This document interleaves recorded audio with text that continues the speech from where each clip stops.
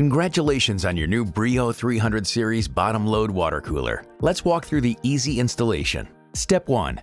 Cooler placement and drip tray. After you remove your water cooler from the box, move it to a location that is flat, shaded, and near a grounded wall outlet. Place your cooler at least 8 inches from the wall to allow for proper airflow. Now, slide the drip tray and grid into place. You're all set. Step 2. Installing water bottle. First, place the 5-gallon bottle near the cooler.